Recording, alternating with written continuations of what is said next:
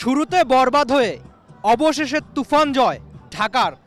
বিপিএলের ইতিহাসের অন্যতম সেরা রান ব্যবধানে জয়, একেবারে প্রায় 150 রান ব্যবধানে জয় ঢাকার এমন দিনে সবচেয়ে বড় ক্রেডিট তানজিদ আর লিটনের, দুজনের রেকর্ড জোট।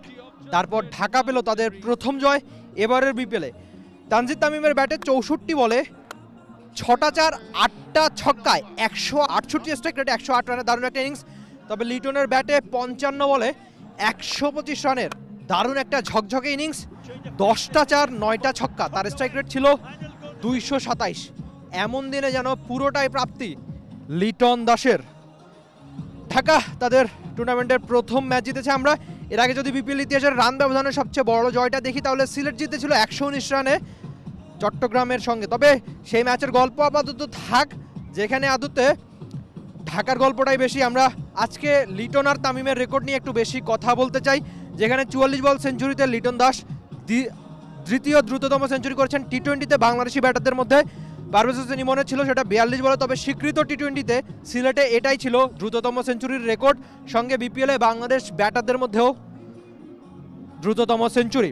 আর অন্যদিকে টি-20 ইতিহাস এ নিয়ে 9 বার একটা ইনিংসে 2 সেঞ্চুরি এনে দেখা মিলল।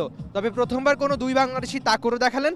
আর নিজের আইডল তামিম ইকবালের মতো একাধিক টি-20 সেঞ্চুরি এখন তানজিদ হাসান তামিমের। এমন জয়টা অবশ্যই একটু বেশি বিশেষ ঢাকার জন্য। এবারের বিপিএলে তাদের প্রথম জয় বলে কথা।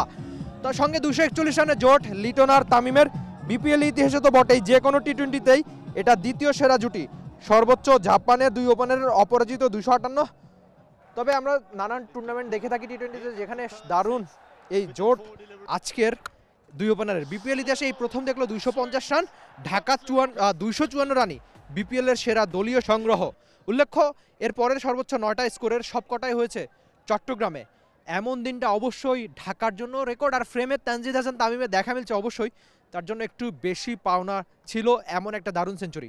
ঢাকা জিতে না, তবে জিতলে একেবারে সবাইকে বরবাদ করে দেয়। 149 রানের জয় একটা টি-20 ম্যাচে, এটাই বিপিএল ইতিহাসের রান ব্যবধানে সবচেয়ে বড় জয়, যেখানে তানজিদ তামিম আর লিটন দাস 2 সেঞ্চুরিয়ান রীতিমতো অপোনেন্টকে ধ্বংস করে দিয়েছেন অবশ্যই বলা যায়। ঢাকার প্রথম জয় একেবারেই দাপুটে জয়। তবে দলটা এখন পর্যন্ত যেহেতু পয়েন্ট টেবিলে তলানিতেই, নিশ্চয়ই তারা কামব্যাক করতে চাইবে। আর আসল যে ব্যাপারটা, দলটা হয়তো পয়েন্ট টেবিলে তলানিতে বা শেষের দিকের কয়েকটা দলের মধ্যে একটা। নিশ্চয়ই টানা যদি ভালো খেলতে পারে চট্টগ্রামে বা পরে, তাহলে নিশ্চয়ই দলটা হয়তো কিছু সম্ভাবনা বেঁচে থাকবে। তানজিদ তামিম আর লিটন দাসের প্রশংসায় যেন আজকের দিনে একটু বেশি করতে হচ্ছে। নিশ্চয়ই এই 2 ব্যাটার সামনে একটা কামব্যাক করতে চাইবে, যেটা আদতে বাংলাদেশের জন্য সবচেয়ে বড় পাওয়াই হবে। Rifat Emil, T Sports, Sylhet. Bangladesh premier league 2025, 7টি দলের জমজমাট লড়াইয়ের মাধ্যমে পুরো দেশ দেখতে চোখ রাখুন টি স্পোর্টস নেটওয়ার্কে।